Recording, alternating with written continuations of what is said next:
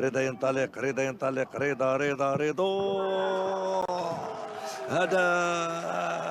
هدف رائع لفريق الجيش الملكي.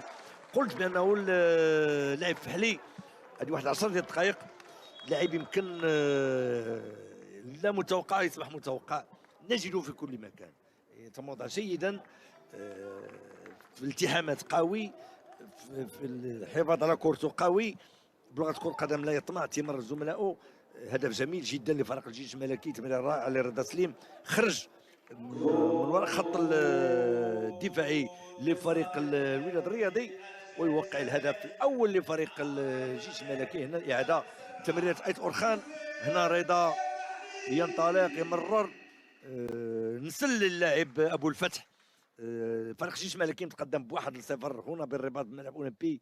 دي اجمل لقطه في هذه الجوله الاولى للفريقين، وكانت لفريق الجيش الملكي. مثلث عسكري ينتهي بهدف رائع للفحلي داخل مرمى الحسن اللي مرر الفحلي الذي سجل هدفا جميلا. كره جميله جميله جميله،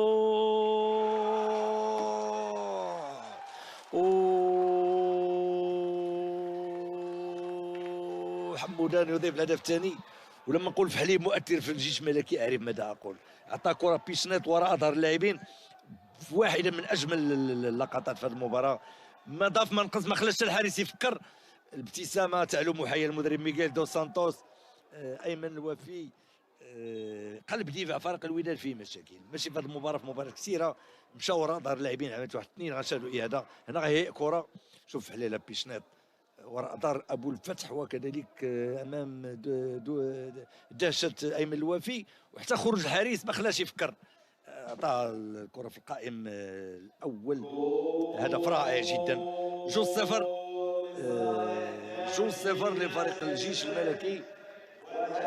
حمودان والفحلي منح الامتياز لفريق امام حارس الشاب عبد الحكيم الصباحي. زياش يقلصوا الفارق لفريق الوداد.